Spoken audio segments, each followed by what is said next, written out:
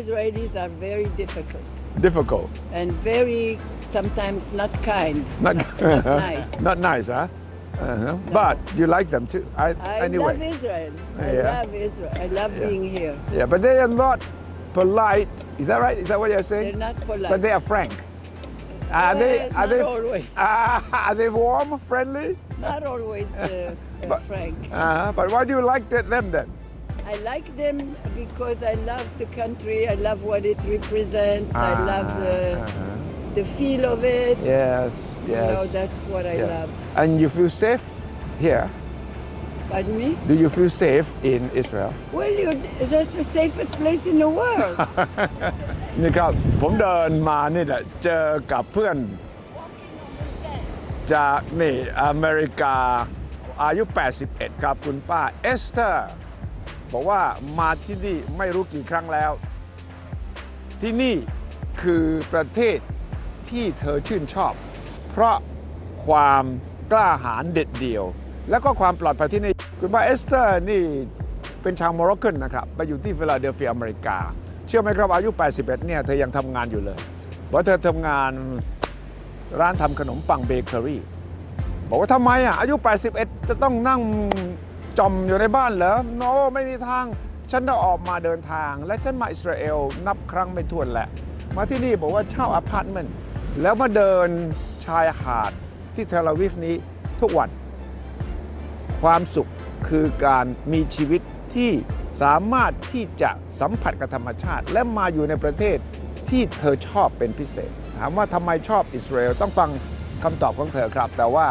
หัวใจของเรื่องก็คือเธอเชื่อว่าคนประเทศนี้มีคุณสมบัติพิเศษที่ดิ้นรนต่อสู้เพื่อความอยู่รอดผู้นำของอิสราเอลตอนก่อตั้งประเทศซื่อสัตย์มุ่งมั่นทำสิ่งที่ดีงามเป็นตัวอย่างให้คนทั้งโลกได้ทั้งเธอไม่ได้เกี่ยวอะไรกันกับรัฐบาลหรือว่าธุรกิจที่อิสราเอลนะครับเธอเป็นคนทำงานอยู่ที่ฟิลาเดลเฟียอเมริกาแต่ทุกปีเธอจะออกเดินทางปีนี้มาอิสราเอลอีกแล้วครับเพราะว่าอิสราเอลเป็นประเทศที่เธอมาและมีความสุขนี่คือบรรยากาศริมชายหาดของเทลอาวีฟที่อากาศเช้านี้ดีมากเลยครับสดชื่นรื่นรมได้ความรู้พบกับคนที่ไม่เคยรู้จักสนทนากันอย่างออกรถออกชาติเพราะว่าเราสนใจในเรื่องเดียวกันนั่นก็คือ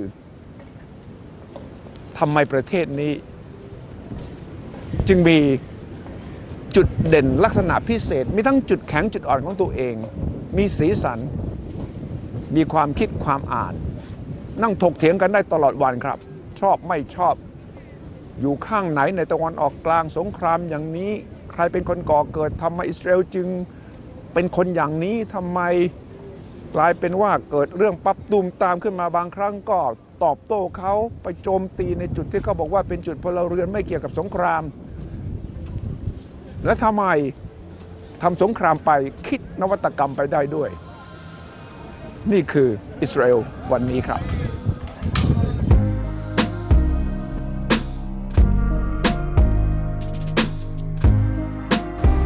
The Israelis are realizing that they will need to sacrifice. Israel is often compared to a nice, beautiful villa, but the location is bad. In a jungle, a villa in a jungle, that is the expression.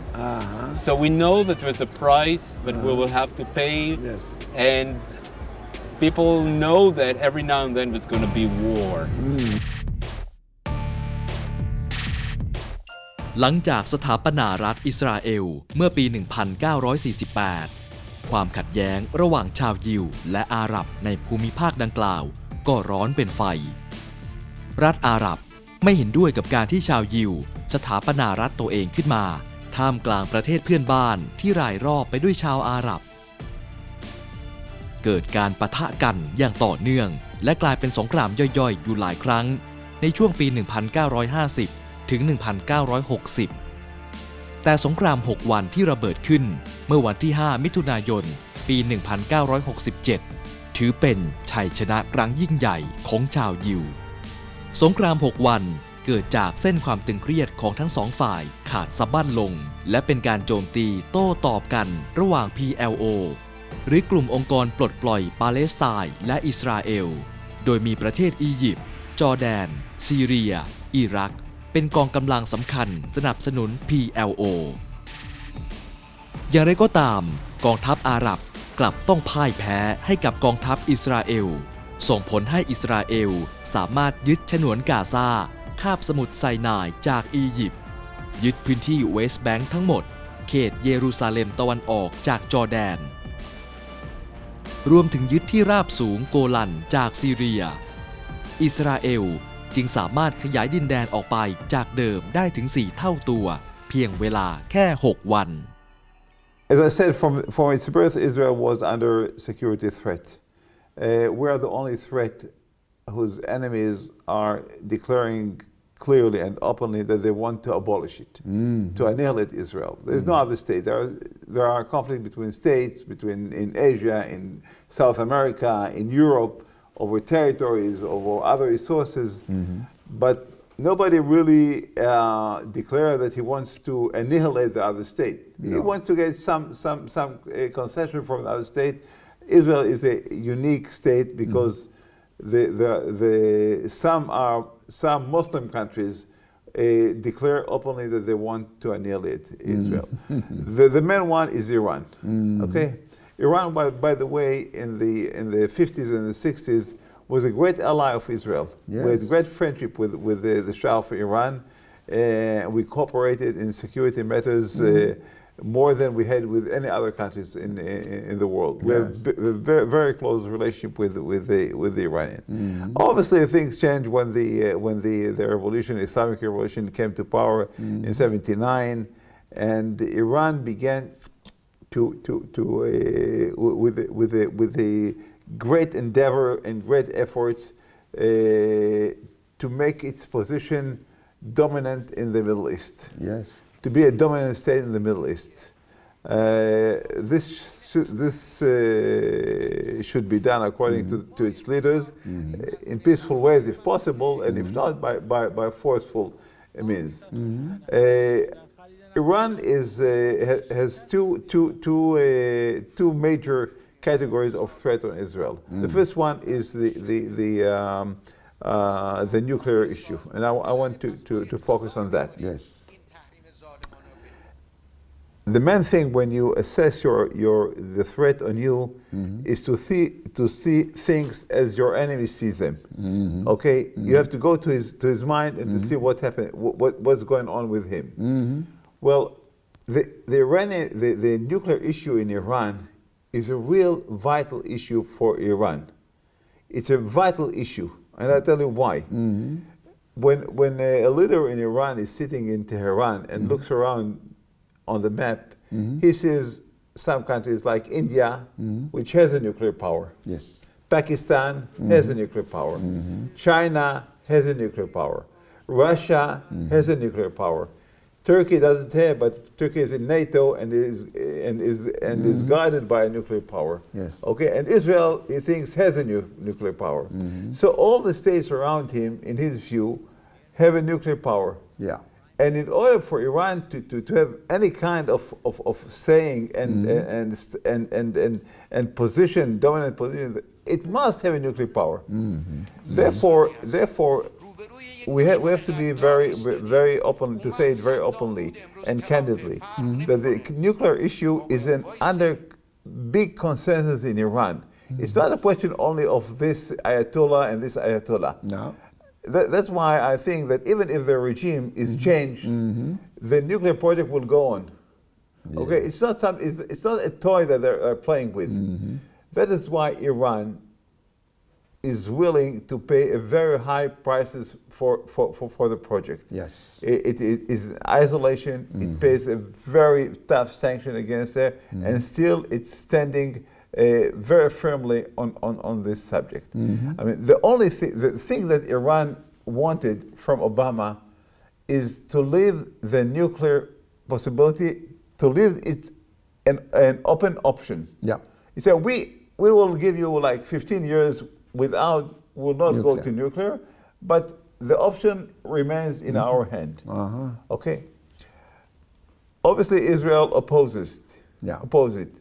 Although, when we speak rationally, when if you take the Iranian regime as a rational people, the chances that they will use nuclear power against Israel is very, very low. Very, very low. And I tell you why. Why?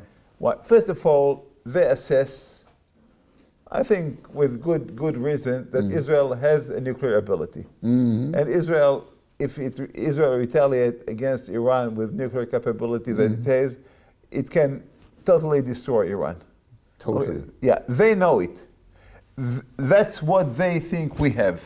Yes. Yeah. Whether we have it or not, doesn't matter. But they think that we have a great nuclear capability. Yes. Okay? The other thing, Israel has the best anti-ballistic missile system in the world. Okay? We are both against ICBM, short-range missile, any other thing. We are on the top of scientific, technological knowledge with regard to intercepting a missile against Israel. Okay? And if they send a missile against Israel, it will take him like over 15, 20 minutes to come to Israel. Okay? There is a good probability that we will be able to intercept it. You would have enough time. Even if it's 15 minutes. You would. Yeah, 15 minutes is a long time. In the war. 15. The missiles that are launched from Gaza give us 30 seconds. 30 seconds. And even that you can intercept it. And still, not all of them, but over 80% are intercepted by Israel. So the leader of Iran must take into consideration that we will be able to abolish the missiles that are sent against Israel. Okay?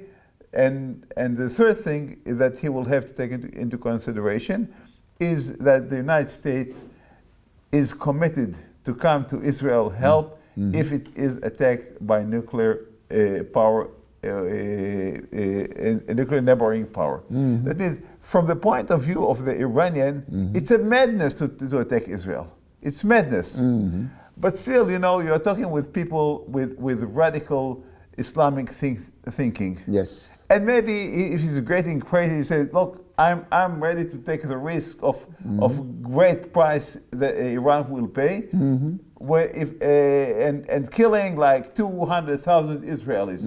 I will be able to say that I was the only one who managed to inflict a great blow upon Israel. Yeah. You can't do it. So even if it's less than 1%, you must take it into consideration. You don't deal with the rational people altogether. They have a belief, a radical belief, and they're very fanatic. And Israel takes it into consideration. Yes. Okay. So that is why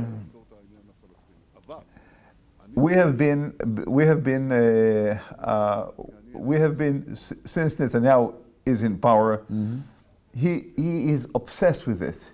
He believes that this is a major threat upon Israel. Yeah. And he is determined to stop it. We have been trying to stop it by a few means. One is diplomacy. You're right. Okay? The other one was through economic sanctions. The other one by covert operation, which only few of them are known. Right. Covert operation. The other one was with cyber attacks. On the cyber attacks. Cyber, yes. Yeah, which actually damaged very much the nuclear project in Iran. Sure. Yes, and but still, I think the dominant thinking in Israel is that Iran will be ready to give up its nuclear project only if it estimate that there is a real and concrete danger to the regime. From Israel. From Israel, for any other power. Okay? I think that's what Netanyahu believes. You have to pose to them a real and concrete threat in their view, not in your view, in their view. Otherwise, they will continue with the threat. How do you do that? How do you do that? Well, as according to foreign sources, Israel in 2010 and 2011 was ready to attack Iran. Okay? Now, if you want my personal assessment, Yes. okay, I don't think that Israel has the ability to abolish in one attack all the nuclear facilities in Iran. Not in one attack. Israel cannot do it because they have learned the lessons from the Israel attack in Iraq and in Syria. Yep. In Iraq and in Syria, the nuclear facilities were located in one place, and that is why it was rather quite easy to abolish it in one attack. Yes. Okay, the Iranians learned from it. Their facilities are dispersed all over Iran. Okay, and many of them are deep under the ground. It's not easy to do that. And spread around. Spread around very Iran. deep. Okay. However, the thinking in Israel is that if we manage to attack the nuclear facility and to cause it a major damage, okay, the Iranians will have to think. The Israelis have done it once, they can do it again, okay? We are investing in this billions of dollars. Yes. We are isolated in the world. Is it worthwhile for us? Okay?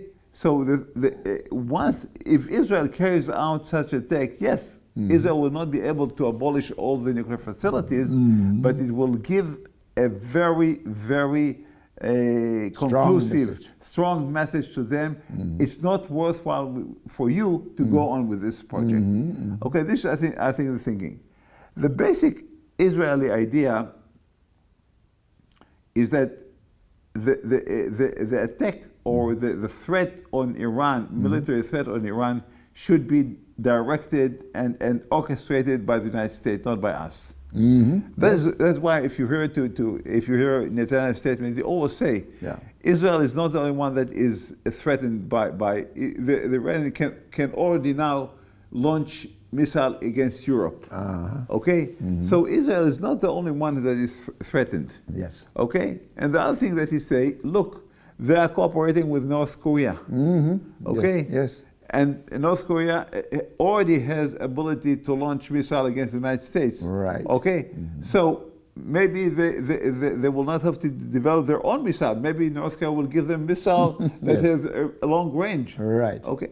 So we actually want to be not on the front, but to be a second supporter of an American attack. Right. However, America has its own interest. America is a big power. Yes. And the Americans say, look, yes, Iran is a threat, but it doesn't pose a direct threat of the United States. That's right. Okay? Right. So indirectly, they're telling us this is your problem, not our problem. But President Trump has been very harsh on Yeah, Iran. he's very harsh. But up to launch a military attack. Not yet. He is not in the position, and I think he will hesitate very much to get America involved in a military attack against Iran. And you don't think imposing sanctions again by the Americans on Iran would work, would discourage Iran from thinking dangerous thoughts about bombing, about using nuclear against Israel? As I said, I don't think they really mean to attack Israel with nuclear capability. I don't think so. You don't think so? I don't think so. So why would they have the nuclear? They have a nuclear because a nuclear capability is today a dominant factor in your image as a dominant state in the region. If you don't have it, as I said, look, he looks around and there's India has, Pakistan has, Turkey has. If I don't have this, who am I? Okay, he knows it. Okay. But what about this theory of first strike? If Iran starts thinking that if it does not attack Israel first with nuclear weapon, Israel may hit them first. So preemptive. Is that a possibility? Look, I'm afraid you might attack me. I attack you first. I know this. Look, again, everything that I said is based on what we call foreign sources. Yes. I don't have any official knowledge of what Israel has or what doesn't have. Okay, but according to many sources, foreign sources, Israel already possesses what we call second strike capability. Second strike. We have. Meaning that if you get hit first, you still have the ability of course to hit back the second time. All this issue with the submarines that we get from Germany Yes. is intended to give Israel ability, even if Israel is attacked by nuclear power, and God forbid, large part of Israel are destroyed. Still, the submarine who are under the water can launch missiles that will totally destroy Iran. They know it. I mean, that's what the Iranians think. Yes. Okay, so from their point of view, a preemptive attack on Israel will not achieve anything. Will not achieve. In fact, it would invite a real full-blown attack from Exactly. and the rest, such as America. Yeah, that's why, as I said from the very beginning, rationally, the Iranian must be stupid to provoke Israel. They must be stupid, and they don't have any interest in that. Any logical interest they don't have. We don't have a mutual border. We don't have territorial dispute. We don't have anything. They are far away from us. What do they want from us? I mean, there's nothing that puts them in a conflict with Israel. But as I said, you're dealing with people who are fanatics with a belief. And when you deal with people with radical fanatic belief, you never know what's coming on their mind. There are no real conflicts between Israel and Iran. No conflict. What conflict? So why this big? There's no. All this big hustle about a war between the two countries. What are some of the issues? Some of the no concrete issue is under controversy between Israel and Iran. No. There's no. It's no not territorial. No. They're far away. They're 1,000 kilometers away from us. Influence in the region? No. Look, if Iran was governed by the Shah still, we could be a very good friends. And we were good friends, as I told you. Yes. We don't have any dispute with them on anything. But they want, since they had this Islamic Revolution, they said the Jews are those who work against the Islamic religion, and we have to get rid of them. All so this thinking. Back to history again. Back to history, and it's religion and fanatics and things. Yes. And they think that by putting Israel as an enemy, they can unite the Arab world against us. Yes. I mean, what can unite Iran, Saudi Arabia, Bahrain, Dubai? Yes. The only thing that they can unite around is Israel. Yes. They don't have anything together. So Iranians are clever people, are very clever people, and they think that putting Israel as a danger to the Arab world will unite them around Iran. Iran will be the leader of the Muslim world and the Arab world. อิสราเอลกับปาเลสไตน์คือความขัดแย้งครั้งใหญ่บนเส้นประวัติศาสตร์โลก ทั้งการเจรจาทางการเมือง การรุกไล่ การต่อสู้ และสงครามที่เกิดขึ้นหลายครั้งระหว่างชาวยิวและชาวอาหรับ หากจะกล่าวว่าความขัดแย้งของทั้งสองชาตินั้นได้พันกรอบจากเรื่องศาสนาไปสู่ประเด็นอื่นๆและตัวแสดงอื่นๆก็คงไม่ถือว่าเป็นการกล่าวเกินเลยไปในเมื่อพื้นที่แห่งนี้อยากจะหาสันติได้ Sitting here, I wouldn't even recognize the fact that Tel Aviv some years ago was still under threat. There were daily bombings, there were suicide bombs and all this. What has changed? Ever since 2002, the Israeli government decided we cannot allow that to happen. Suicide bombers in shopping centers, malls, buses, restaurants. Enough is enough. Sometimes it was on a daily basis. Yeah. So we started to to build a wall, a fence, border to separate between Israel and the West Bank. So Palestinian terrorists who wants to cross, they cannot cross anymore. Whereas a wall, they have to go through checkpoints, Israeli checkpoints. That stopped completely, thanks God, the suicide bombers phenomenon. So there's no more infiltration. No more. So it must be quite effective because Very. the border is quite Very, long. How very, long? very, ever since 2002. So it's like, say, 14, 16 years. I know, but how long is the wall? The border. It's going all over the West Bank. It's about 700 kilometers. Wow. 700 kilometers long, which means whoever wants to cross from the West Bank, which is the Palestinian side, into Israel will have to go for Israeli checkpoints. The wall is so tall, it's 9 meters high. Wow. So you cannot cross. What about the recent series of bombings between that hit some of the settlements? You know, 2 weeks ago there was a renewed bomb. We're talking about Gaza. The Gaza, Gaza. which is very different than West Bank. Gaza is controlled by Hamas, Muslim Brotherhood. There are also Palestinians, but it's like a territory that is close to Egypt in the south. And Hamas is having a holy war, jihad, with Israel. Yeah. So all the time they try to launch missiles, rockets, anything that they can do to let Israel bleed. Not let Israel sit in quiet, because in the philosophy of the Hamas, there's no place for the state of Israel. Israel will have to disappear. And then the whole land will be given to the Muslims, to Palestinians. So for them, it's eternal war until Israel will stop to exist.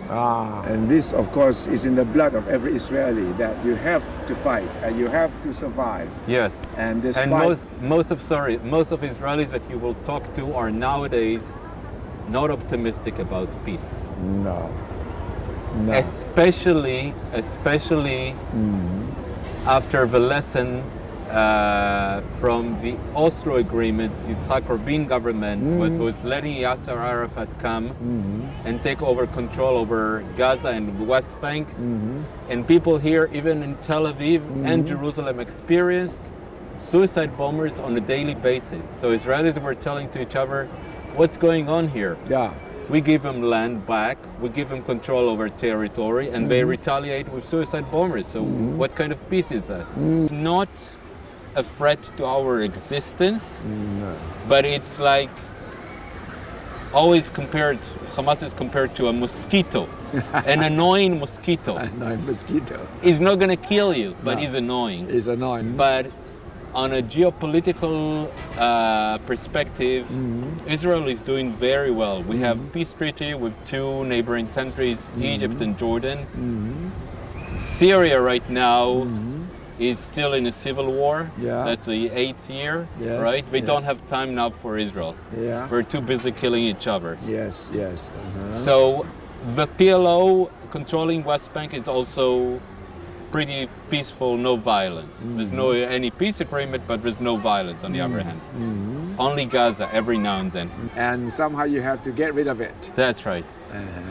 But the Israeli... But it's impossible to get rid. You're not going to kill 2 million people living in Gaza. also innocent people as Yes, well. If you yes. bomb the place, Yes. and there are a lot of civilians, sort of innocent people. That's right. Okay, I'll tell you how. First of all, we managed to convince the population in the West Bank that we have nothing against them. Yes. Okay? That in fact we want all the good for them, not because we love them, but because when they will flourish and when they will have higher standard of living, Yes. they will have an interest to stop terror.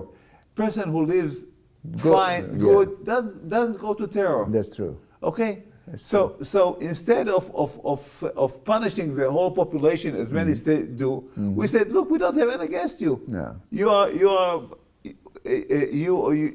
are actually our ally, and we have a common threat by the terrorists. Yes. Who threaten us and also threaten you. Right. Okay, So we get a lot of cooperation, mostly indirect, mostly implicit by the population. The population was mainly Muslim, Arab, or Yeah, Sunnis, most of them, yeah. Sunnis, mainly. Yeah, most of them, yes. All of them are Muslim. Yeah.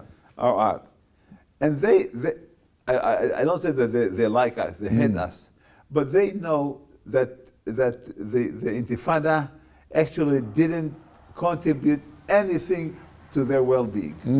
Yes. Okay? They now know. Even Abu Mazen said, the Intifada has set us back 20 years ago.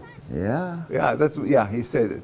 Okay, so we convinced the population that we don't have to agree on anything, Yes. but we can live together with disagreement.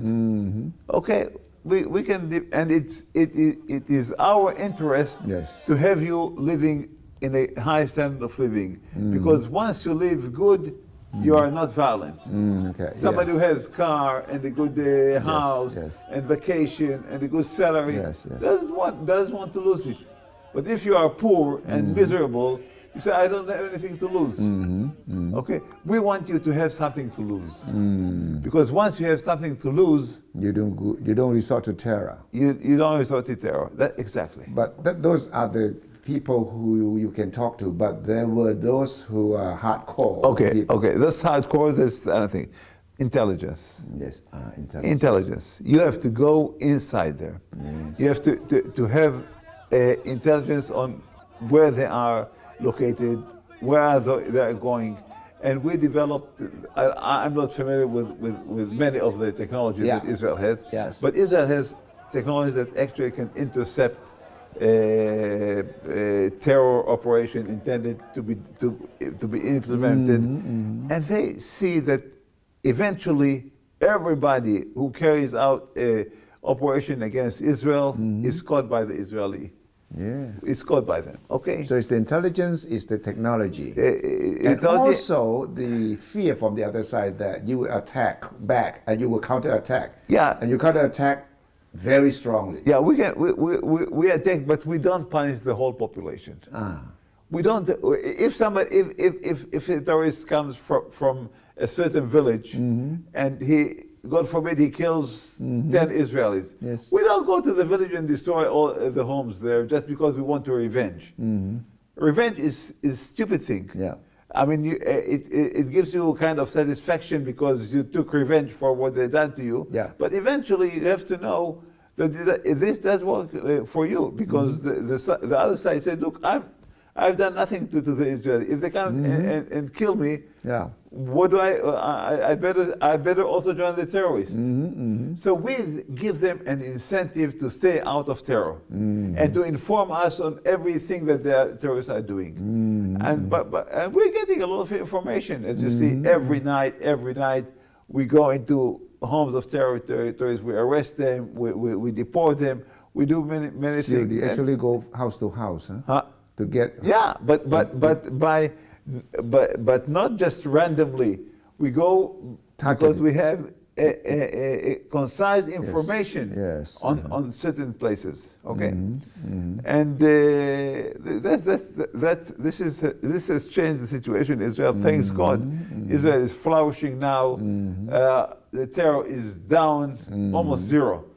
There is no suicide attacks against Israel anymore. And But only 2 weeks ago there was this attack. Sometimes they come and stab you. Okay, you cannot stop everything, but the mass killing in Tel Aviv, in cafes, has stopped altogether. Almost completely. Okay, I remember. Look, when my children wanted to go to their friends, I used to leave my work here and tell them, "Don't go on buses. I'll come take you back and forth." Oh. I didn't let them go on buses. We were afraid. Yes, yeah. Okay, so this time is gone, and hopefully it will never come back. Okay, but this is a major success for Israel. Yeah. Okay. Yeah. So the mentality, the mindset of an Israeli must really be something very unique. How would you describe the normal mindset of an Israeli? You know the expression carpe diem? No. Seize the day. Seize the day. Seize the day. Seize the day. You know that almost try to live this day as if like that's your last day of your life. You never know what will happen tomorrow. So you have an opportunity to grab everything today, grab everything today. Enjoy it today. Who knows what will happen tomorrow? There's no like say long-term planning. But that's not true because you do have long-term planning. You do want to turn your country into. But I'm talking about the people, the average individuals, right. on their private lives. Yes. It's more like say, take Yes. advantage of what you have today. Right. Make the best of the day that you're living. Who Yes. knows what will happen tomorrow? Yeah. Okay, let me ask you a similar related question, but totally on the whole of Israel. What are the secrets of Israel that have made Israel a country that is strong, not only militarily, but now it's known as the innovation center, it's known as an example for other countries to follow. What is the secret? Well, the secret is first of all in the Jewish tradition. We are the nation of the book. The Jews love the books, love to read. But the thing, this is what I'm saying is not my original thinking. It was said by others, especially Shimon Peres. We doubt everything. We put a question mark on many things. If we see something, we say, what? Maybe it could be an alternative to this. Nothing is taken for granted. Okay, the Jewish thinking is very, very daring. It doesn't accept the status quo. It say maybe the status quo could be better. And in many other nations, there is a kind of innovative, but in the Jewish thinking, this is a major component in our way of thinking. To change, we are given by God. We are given wisdom in order to challenge everything that exists and to say maybe it could be better. Maybe it could be better. Okay, why it's like this? Why it's like so? This has turned Israel, and we put a lot of resources on education because the future of the world is on education. Yes. Eventually, those who will put resources on education will skyrocketing up. Those who don't do it will go backward.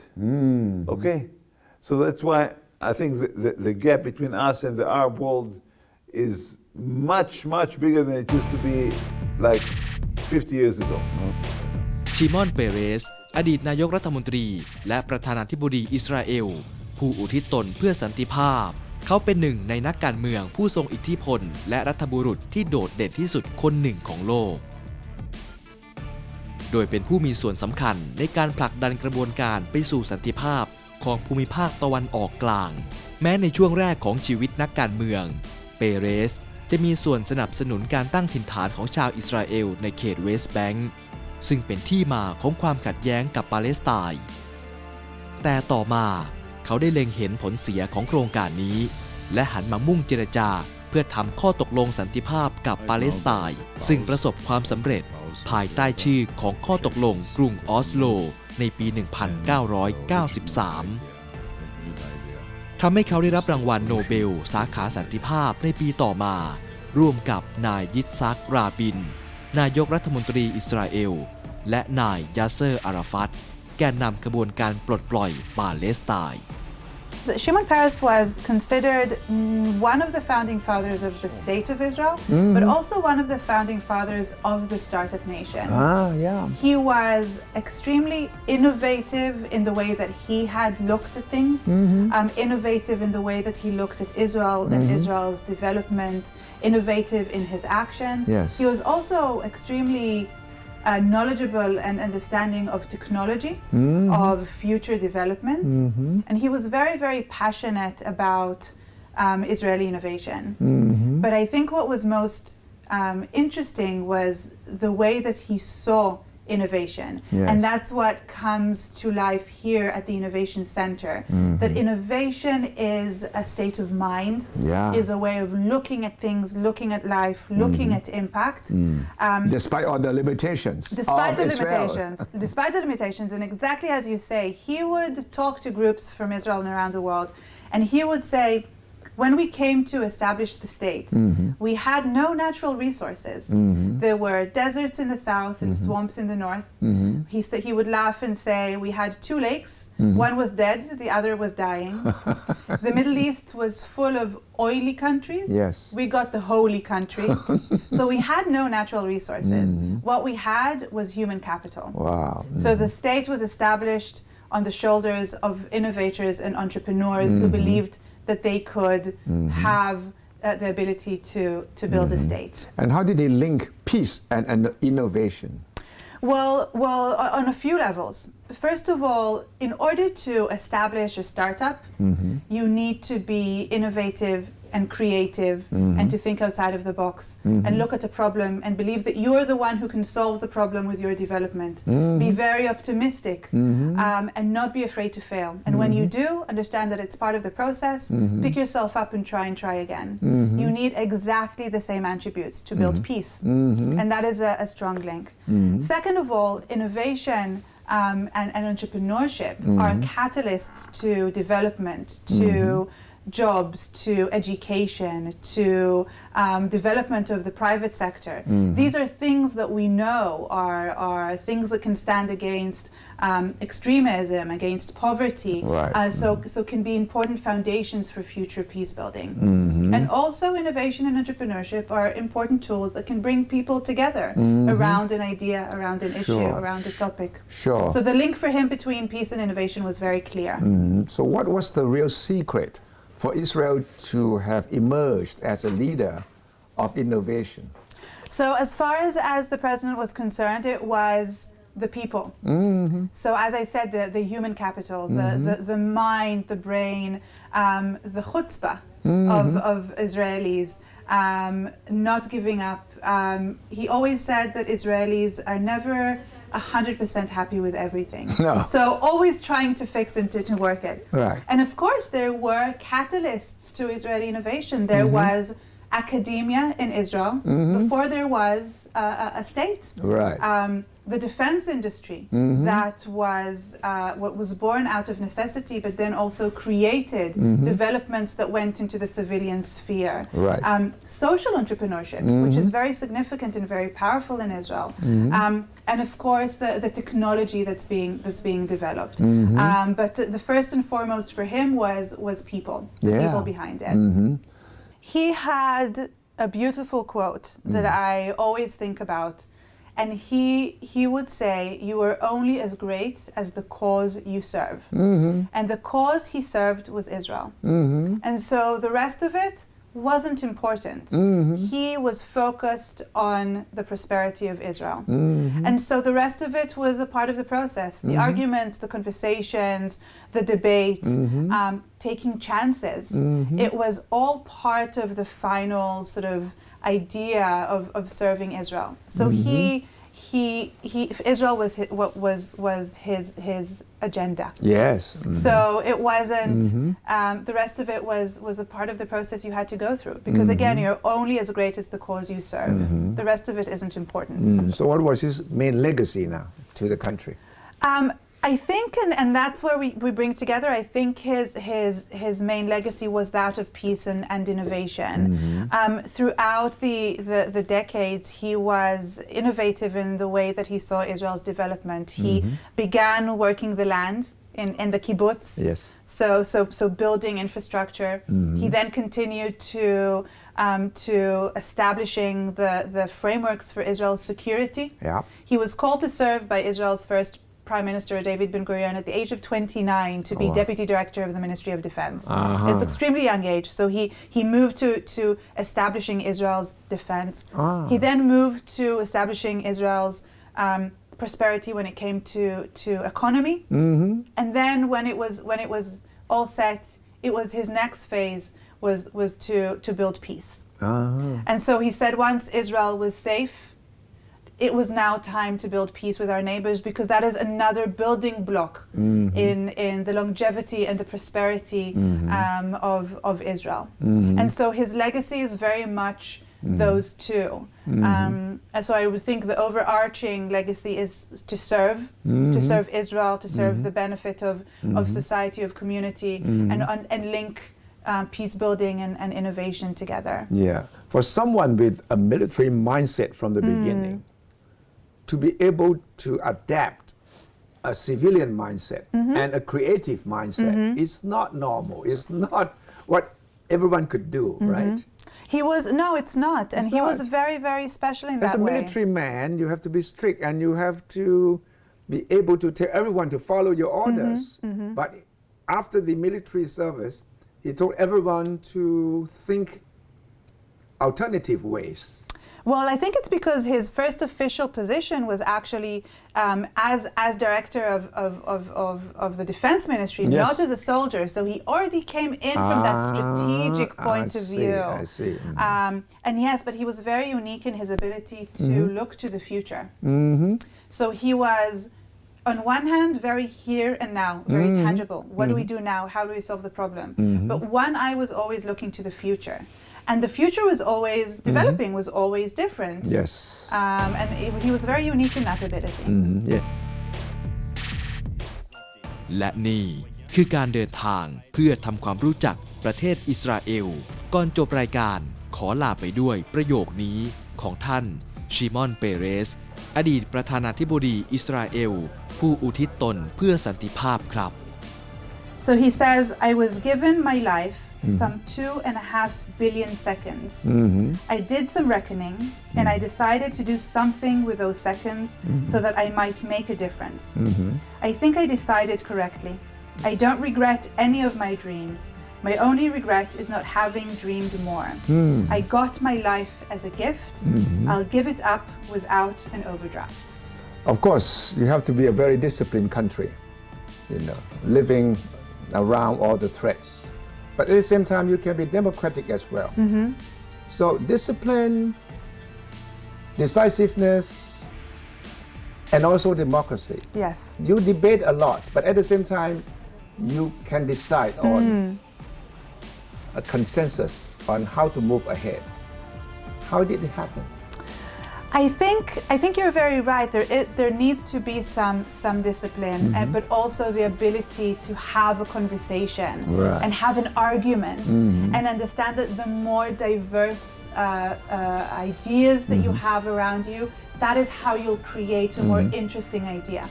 But actually, President Peres said that one of the cores of innovation is actually not being too well behaved. Right. Yeah.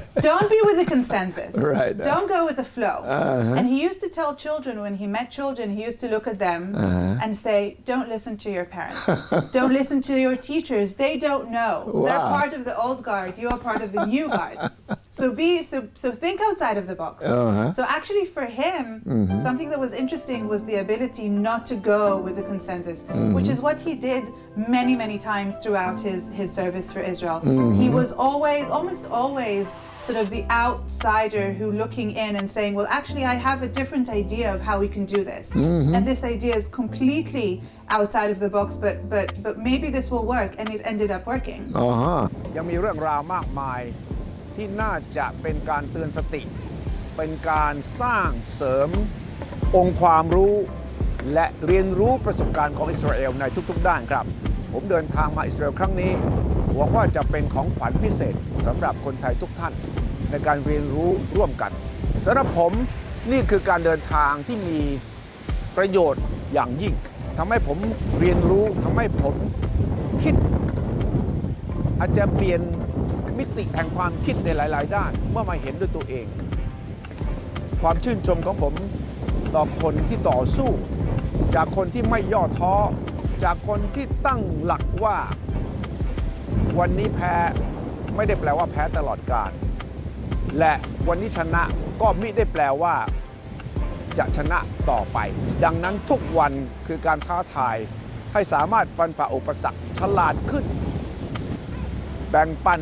กับเพื่อนร่วมชาติ ยื่นมือสันติให้กับศัตรู และหวังว่าความอยู่รอดของประเทศจะมิเพียงอยู่แค่วันนี้ แต่จะส่งต่อไปให้รุ่นลูกรุ่นหลาน ที่จะสืบต่อสืบสารอุดมการณ์ความมุ่งมั่นและความเป็นชาติที่ทุกคนสามารถที่จะรู้สึกภาคภูมิอย่างมีศักดิ์ศรีเต็มพิกัดได้ครับ